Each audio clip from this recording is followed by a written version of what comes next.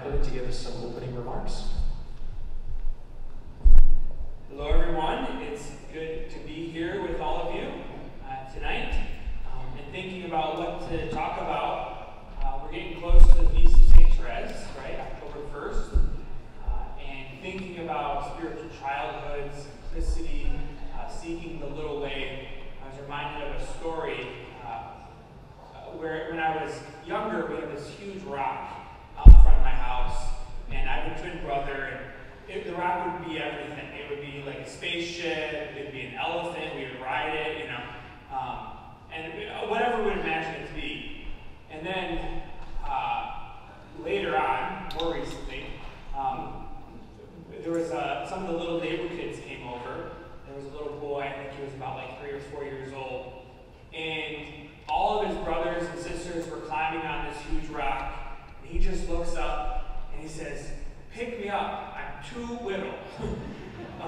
And that's the disposition of the little way, right? We turn to the Lord and say, "I can't do this," right? He wasn't embarrassed to say he was too little.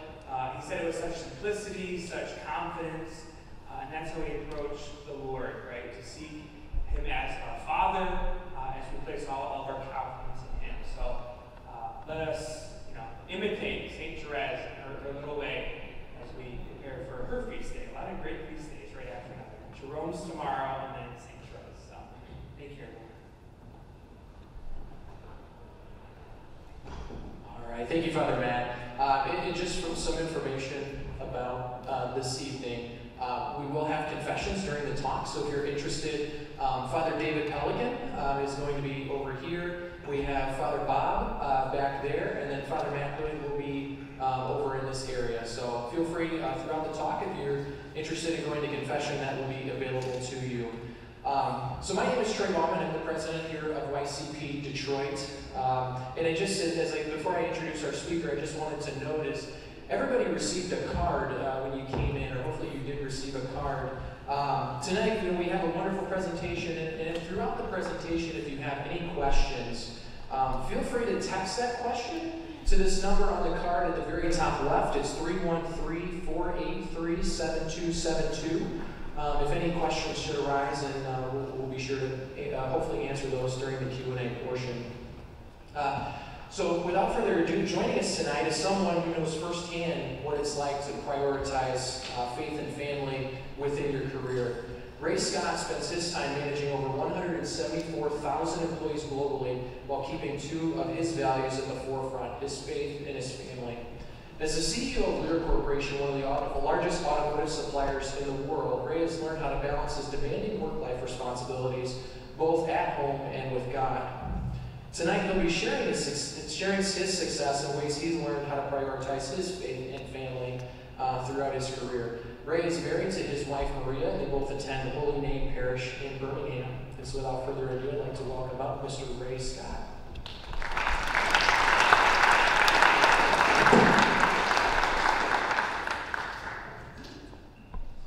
Okay, I'll make sure I got so many mics on here. Please do not spill water on me. I will probably be electrocuted.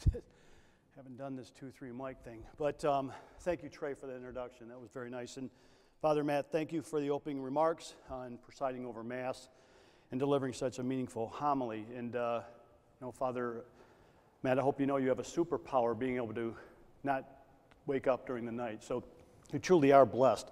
And to all the young Catholic professionals of Detroit, thank you for inviting me to speak with you tonight. I am so excited and honored to be here tonight.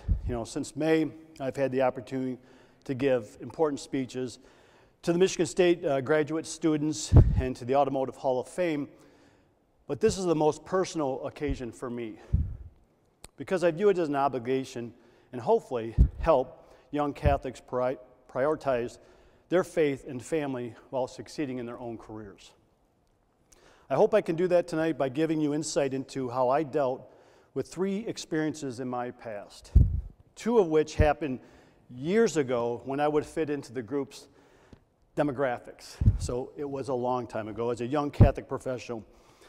And the third one that happened more recently. But first, being honest with myself and being my own advocate helped me as I worked through my own through college and how I built a relationship with a key mentor early on in my career.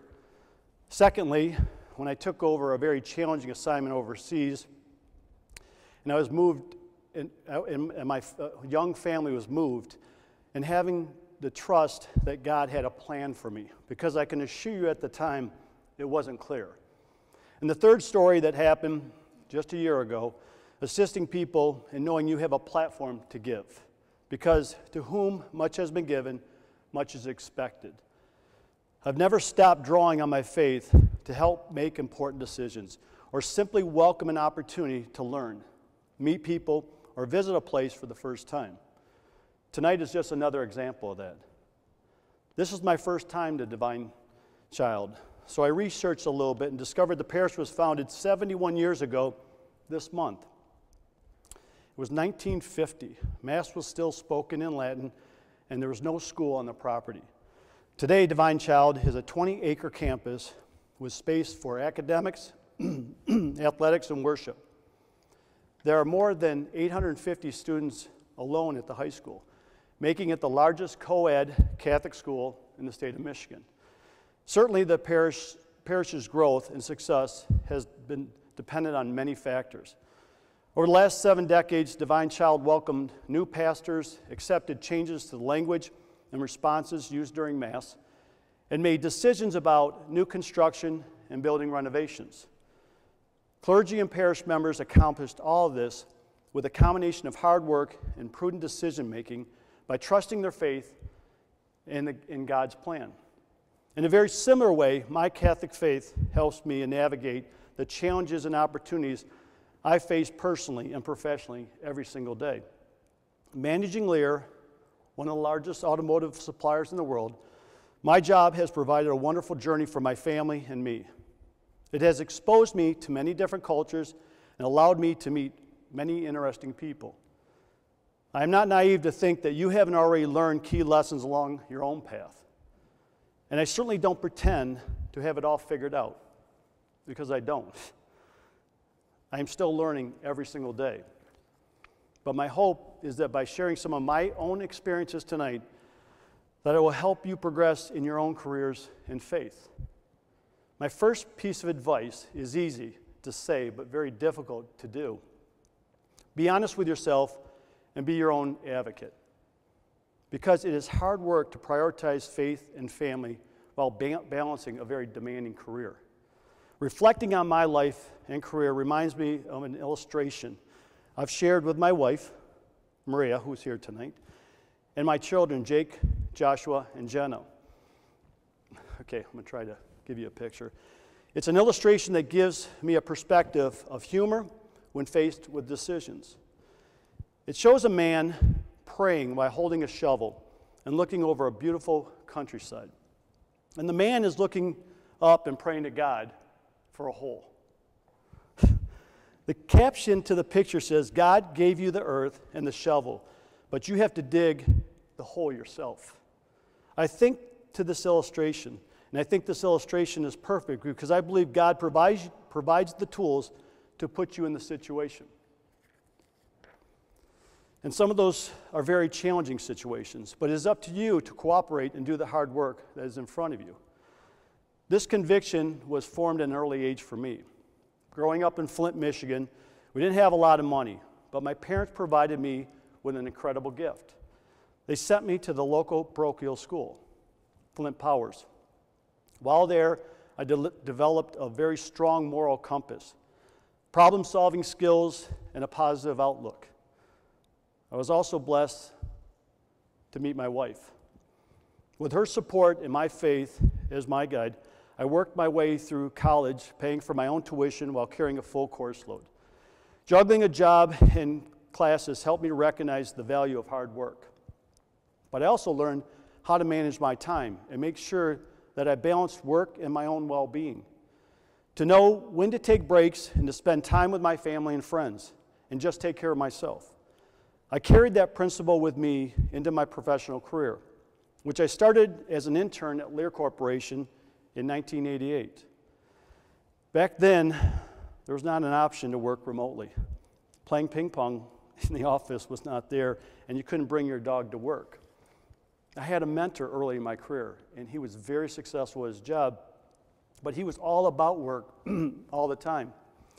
There were often invitations to join him excuse me, for social gatherings with coworkers or customers before heading home, as well as long business trips out of town. But early on, I made the decision that the pursuit of my professional goals would never surpass or interfere with my obligation to my faith or family, because it is your faith and family that makes your life journeys truly rewarding. While I might not have made every family dinner or movie night or event, there were some things I just would not miss. I felt it was best not to prioritize what was on my schedule, but to schedule my priorities. At times, this meant missing business events and taking a red-eye flight home to make a school activity. But the key was being honest and transparent with my mentor and others around me about what was very important to me. At the time, knowing that it could, in a negative way, impact my career advancements. But obviously, over the long term, it hasn't. I do believe you have to be your own advocate, and I think that's very important. Do not assume others appreciate or share or understand what is important to you. Stay committed and consistent. In fact, and it took years, that mentor that believed that the only priority was work told me how much he admired and respected the courage I had to prioritize what was important. And he told me he wished he would have done the same thing throughout his career. I encourage you to be your own advocate with grace and respect. Speak up and let people know what's important to you. You can't expect others to interpret your priorities without communicating clearly. And that brings me to my second piece of advice. Knowing that God has a plan for you allows you to embrace challenges, leading you to the biggest opportunities. Years ago, as my career progressed, I accepted an assignment to work overseas. And by the way, it was an assignment that no one else wanted. I know it sounds great working overseas, but it was an incredible challenge. Parenting young children on another continent while managing a very difficult company assignment and really trying to turn around a business.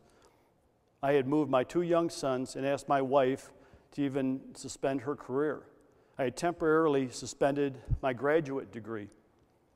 And I recall very vividly staring at the ceiling and praying, God, what did I do wrong? But with trust that God had a plan for my life, and through the support of my family, we all got through it. And only was it years later did we realize what an incredible, fantastic experience it was. To learn about different cultures and languages and embrace diversity. And our family grew even closer. There was a special time in our lives that we reflect on today. But it did take time, and it wasn't as clear during the experience that there was a plan, and that we just couldn't see it. And this is what our faith teaches. On the other side of the cross is the resurrection. Even on the darkest days, there is always hope. No doubt we've all seen some dark days over the past year and a half. As I mentioned earlier, even though I'm more than 30 years into my career, I have not stopped drawing upon my faith to prioritize and focus what is most important. When the COVID-19 pandemic struck, there was no course I could refer to from my college days to explain how to handle it. There was no mentor I could turn to that had been through it before that could give me help. Remember, we knew far less about the virus than we do today. With 170,000 employees and manufacturing facilities in 38 countries, we were faced with an extremely challenging dilemma. How do you safely restart operations in the middle of a pandemic? It was one of the most significant challenges in our company's history. We had to deliver a plan to protect our employees and their own families from a highly contagious virus unknown to the world just a few months earlier. We prioritized our actions by focusing on doing the right thing and getting results the right way. We focused on people. That focus helped build morale and provide a compass for the company to navigate the unknown. We're confronted with the task of safely operating manufacturing plants and offices during the pandemic. And back then, there was no off-the-shelf manual on how to do that. So we tapped our experts around the world to create the Safe Work Playbook, an 80-page manual that provided health and safety protocols and training materials to help reopen our operations. That Safe Work Playbook was very thorough and very effective.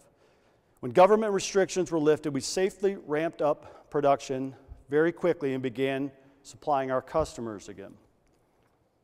We could have used the Safe Work Playbook as an advantage over our competitors who were not as well prepared. And that leads me to my third piece of advice. To whom has been given, much is expected. The Bible tells us that just as God has given us every good gift, we are, in turn, to give freely to others. Our own Archbishop Vigeron says it often. He calls it the law of the gift. So we made the Safe Work Playbook accessible on the website in April of 2020, even though we knew we were sharing it with our competitors as well. It was a very easy decision to make because it was based on giving and doing the right thing. We knew during the crisis that there were businesses, nonprofits, municipal organizations that might not have similar resources as Lear to protect their own employees. To date, the Safe Work Playbook has been downloaded more than 40,000 times, helping others safely continue in their own lives. Within a big challenge, we saw an opportunity to step up and get results the right way. In a very similar way, earlier last year, we began seeing demand outpace supply for protective material around the world. So within a matter of days, we converted some of our automotive textile capacity to producing face masks and have made more than 11 million masks for frontline workers, local communities, and employees as they return to work. The focus was not on developing a new revenue stream for our business, though at the time, one certainly would have been helpful. The focus was on doing the right thing. My faith drives my decisions in the processes and puts me in a good place and peace with the outcomes, keeping in mind it may take years before the results are fully recognized. One day, this pandemic will be behind us, and we will all look back at what we have learned about ourselves. One day, you will be in my shoes, with more of your careers behind you rather than in front of you. When that day comes, by trusting in your faith, you will be at peace that you have done the best you could do at balancing your life and work and being honest with yourself and being your own advocate. Realizing your biggest challenges are your biggest opportunities by trusting that God has a plan for you. Assisting people and knowing you have a platform to give. Because to whom much has been given, much is expected. I want to take a moment and thank this organization. The future of the Catholic Church depends on the youth. And I am so proud of what you're doing and what you do here. The networking and how you're building relationships and how you're believing and driving your faith is incredible. So I'm truly moved and honored to be here tonight. Like I said, this is very personal to me and my wife, Maria. So I'd like to thank you. God bless you. And now I'll turn it back to Trey if you have any questions.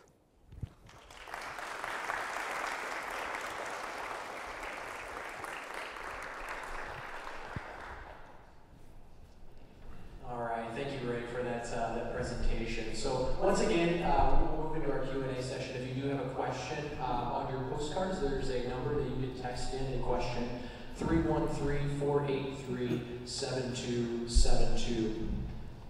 Ray, to get us started, back in March of 2020, February of 2020, when you first heard about coronavirus, what was going through your mind? Buy toilet paper. Actually, it was November of the previous year. So I was in Wuhan, China, and we saw what was going on from afar. And obviously, we had 4 or 5 plants in the Wuhan region. So it was much earlier that we were getting indications of what could happen. And so we were taking steps. And when China was obviously experiencing significant issues relative to the virus, that's when we started making protective equipment, because it really, was about the families and our employees on the ground when we started making it, because we found out that, we learned more about face masks than I could ever dream of knowing in a quick time. And the masks weren't protecting them. The masks were wearing out quickly.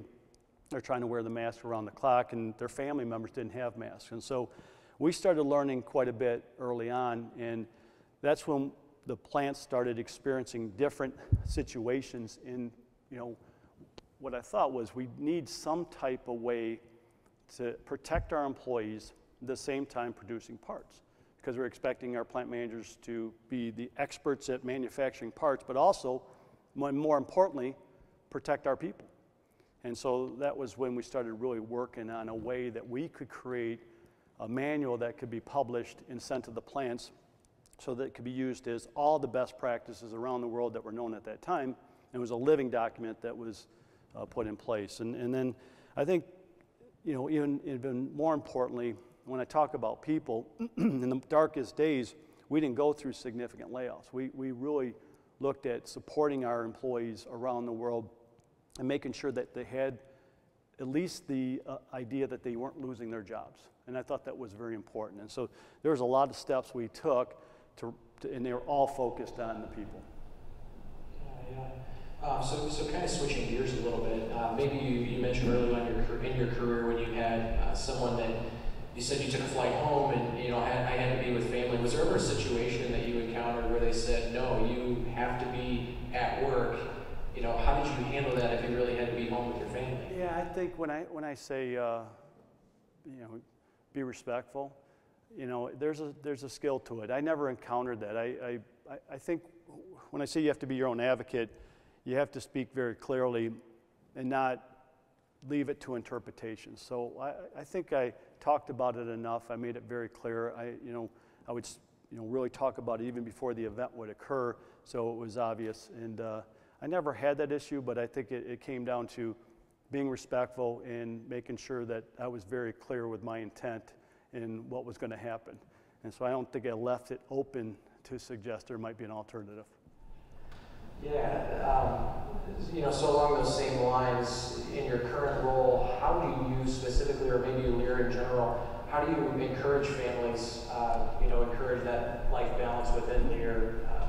How do you encourage that today within your company? Well, I think you have to be you have to be vocal about it, and you have to, I think there isn't anyone on my team that doesn't understand the importance of family. So I think, making sure everyone understands. I think being respectful and seeing what might be happening and talking to other individuals on what might be going on in their lives that you can help them with as far as time away or time that they need to be with their families. But it's a two-way street. It really is. And what I try to communicate, and I think, like I said, it's easier said than done. But you have to be your own advocate, and you can't just, well, they should have known that's important to me, or no, you have to be committed and consistent. And I put more of the ownership on myself than I do anyone else. And so I don't have a lot of, well, that was because of that person or this person. If it didn't happen, it was because of me. And so put a lot of ownership on yourself. Yeah, so kind of balancing work and family, are you able to give an example of the hardest decision you had to make when it came to work versus family? Is there a specific scenario, maybe when you were in Europe or something like that, where you had to make a decision between work and family? I think the story I told, and I left a lot out of that story, but I think, my wife, Maria's sitting here, she has a master's degree. She was very successful. We made a decision to uproot 2 kids, young kids, to take on an assignment that no one else wanted. And I mean no one wanted it. And I should have known that that was the problem when no one else signed up for it. But I did think that, it was a great learning experience for us. And like I said, in the moment, and I say this all the time, it's amazing, when I look back at the biggest opportunities in my life, no matter what they were never presented as an opportunity. They were presented as a serious challenge. And I do vividly remember praying to God, saying, hey, listen, help me through this. And obviously, I had the shovel and I had the ground. I have to go to work, and we did. And we reflect now is that was some of the greatest years of our lives. But in the moment, it did not appear that way. It just seemed like one tough job that, boy, did I make the wrong decision. But reflecting now, and again, I'm 33 years into my career, it took me 10 to 15 years to realize that, so they don't come immediate either. It takes some time, and then after reflecting on what you experienced, and it may not have been as obvious when you're in the moment, and you might be experiencing moments like that today that you're going, this will never seem like an opportunity. It may take some time for those opportunities are presented to you in a different way and say, okay, God did have a plan. I get it now. It took me a long time. So generally, as you've increased your responsibility, increased your roles within the company, you know, it's almost pressured, or it almost seems like your career becomes more demanding than your family. How do you remain kind of a good performer, or a star, you know, performer within your company while maintaining that balance? Surround yourself with great people. I mean, I think, you know, great people both personally, professionally, and around you from a networking standpoint. You know, I'll tell you, there's a time in my career where I believed I had great people around me, and there are individuals that just told me what I wanted to hear, not necessarily what I need to hear. And I think, you know, you have to continue to put yourself in a position where you have people that you can rely on, that you can lean on, and that you can trust, sincerely trust. And I think that helps. And it helps me today, and it's helped me throughout my life, and I rely on them heavily. I don't think there's anything I've done that's successful on my own. I've done it because I have great people around me that I can trust. And I would just tell you that I have learned from experience that surrounding yourself with people that just tell you what you want to hear as opposed to what you need to hear could be a problem. All right, well, that's all the time we have for questions.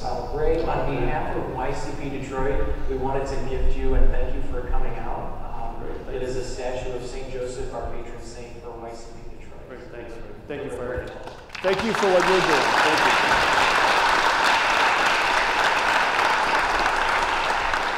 Like I said, we didn't run out of time for questions, so if your question did not get answered, Ray will be around, you know, for just a couple minutes if you'd like to ask him personally.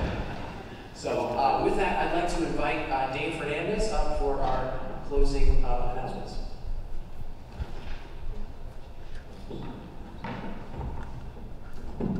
Thank you, Trey, and good evening, everybody. So, once again, Ray, thank you so much for coming out.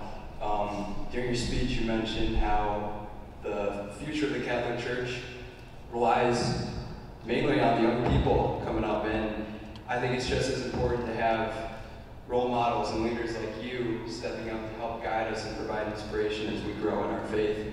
So, once again, on behalf of YCP, thank you.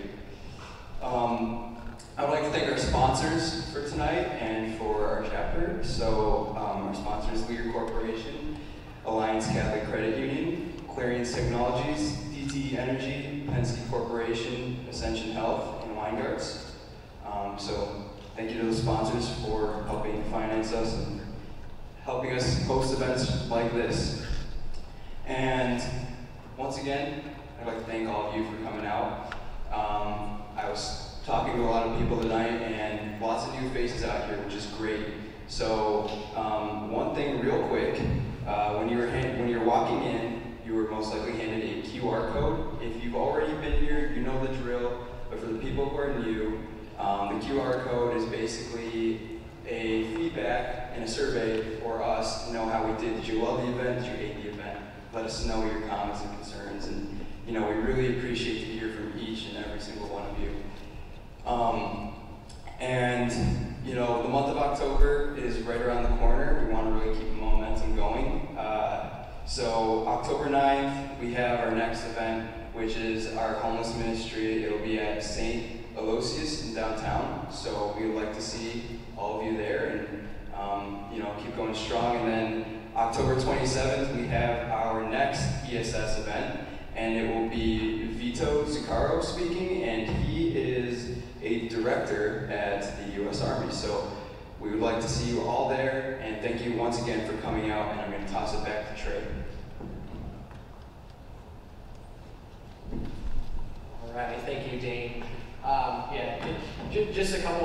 before we wrap up, that survey is very, very valuable. So if you get a chance, please take a look at it and let us know your feedback. Once again, thank you all for coming out. One thing I really wanted to mention is we still have our membership open. And so if you really enjoy YCP and you're thinking about becoming a member, feel free to stop me, Teresa there in the back, somebody to talk about membership. So it is a great value for that membership. Before we close in prayer, I do have someone's car keys that we found. So if you're missing your car key, I more than likely have it. So be sure to see me so we can get you home.